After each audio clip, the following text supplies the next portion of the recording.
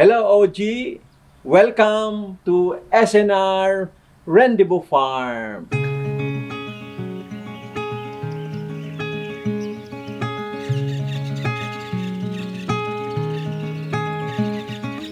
Hello OG, good morning! Ngayon, andito tayo ngayon sa aming SNR Rendezvous Farm. Ituturo ko kayo ngayon dito sa aming simpleng bahay. Halina kayo, pasok tayo. Ito yung aming sala. Ayan, makikita nyo, napakaraming may mga halaman ako kasi mahilig nga ako sa halaman. Plus, yung ibang mga memorabilia ng aking asawa na pinili ko lang yung iba, ay nilagay ko pa rin. And then, ito naman, katabi lang niya. Maliit lang kasi ang bahay. Ito naman yung aming kainan.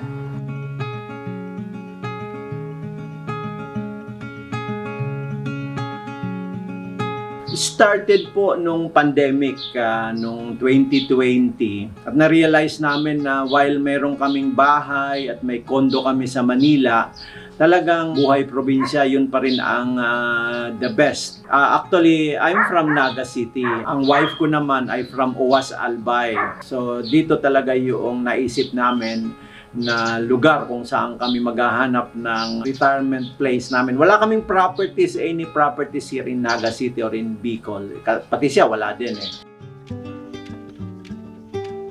Originally, ang plan talaga namin ay simple lang. Ang materials ay iniisip ko nga, yung mga amakan, yung bubong niya ay anahaw or nipa at made of yung wood, yung mga ganon. So, talagang parang bahay kubo. Kaya lang nung nandito na kami sa place, talagang open na open siya. So wala man lang kahit ano, walang kahoy na tumutubo, walang sangga, walang panangga sa mga hangin. Kung malakas na bagyo na dumating dito, sabi ko, hindi kakayanin eh. So, we decided na farmhouse na medyo stable siya, kayang ma-withstand yung mga super typhoon. Kaya ang isa sa mga una naming ginawa ng aking wife na habang kino-construct ito ay nagtanim kami ng nagtanim. So nagtatanim siya ng mga halaman, ako ay nagtatanim ng mga punong kahoy. Ngayon, ang mga vegetables na kinukuha namin dito ay talbos kamote, talbos ng kangkong, malunggay, dahon ng malunggay, dahon ng alugbate. Kung familiar po kayo doon, yan, mga nagugulay namin.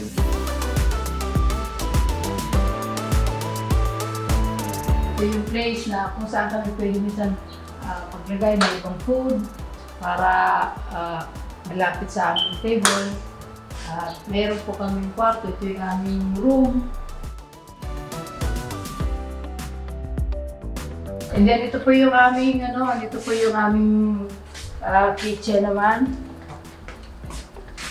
Ayan.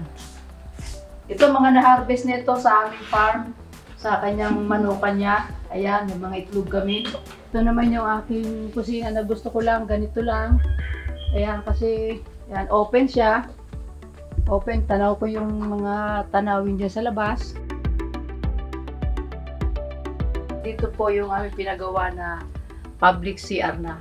Dalawa po itong CR namin, pang babae, saka pang lalaki. Pero itong pang lalaki hindi niya muna inayos. Tapos yan, napakarami kong halaman from ako yung pandemic time.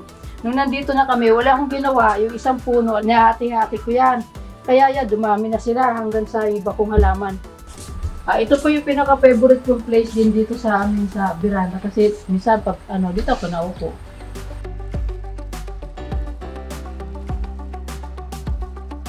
Itong location ko, although nasa talagang farm, pero malapit sa city. Kaya ang presyo dito ay medyo mataas pa. I got this at 700 pesos per square meter. Although installment naman siya. Kasi ito, half a hectare, so 5,000 square meters siya originally.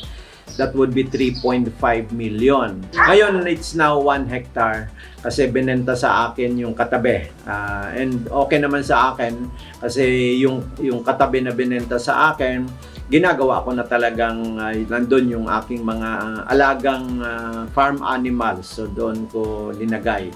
chicken, turkey, cows. So, papalaki ng papalaki.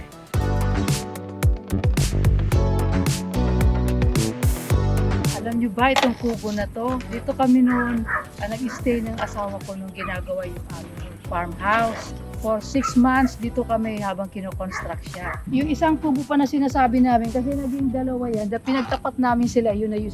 Kasi yung mga gamit namin, kasi hindi kasya doon, yan ang lagayan. And then sa gitna, may mga bricks. Ito yun, yung mga bricks na ganyan. Marami yan, nagkalat na nga lang ngayon. May space sa gitna, and doon, may table kami, may lutuan, tapos meron kaming lona ba tawag doon, para hindi kami mainitan. Yung dalawang kubo nakaharap yan. Yun sa bahay kubo, it serves the purpose para mabilis lang actually. Ang materials niya, mga bamboo bamboo, anahaw, pero made to order ang ginawa namin. So nag-order na lang kami. Pag made to order kasi medyo mahal-mahal na. Kung ikaw magpapagawa, siguro makakamura ka.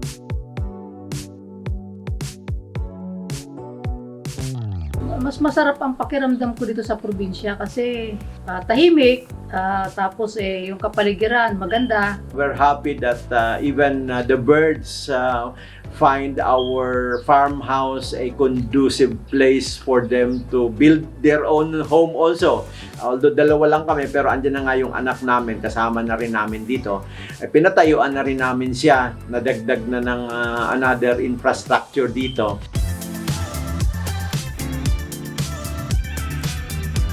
Dahil ito yung mga 200 square meters na at made of concrete, so we decided na concrete na talaga. Then yung flooring niya tiles, yung bubong niya long span ang linagay namin dito dahil nga para ma-withstand yung mga strong typhoons. So ang nagastos namin ay more or less mga 2 million for the entire house. Ganon. Sa akin, ang siguro advice na maibigay ko at nanggaling ito sa aking wife actually, plan ahead actually. Kami naka-plan ahead, pero yung aming pag-plan ahead bago ako nag-retire, 2 taon lang Pero siguro para doon sa iba ay ang isang advice ko, agahan ng pagpaplano.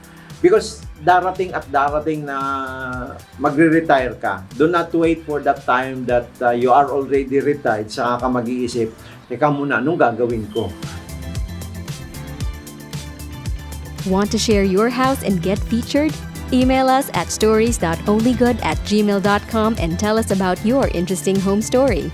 For more videos like this, subscribe to OG and be part of the community.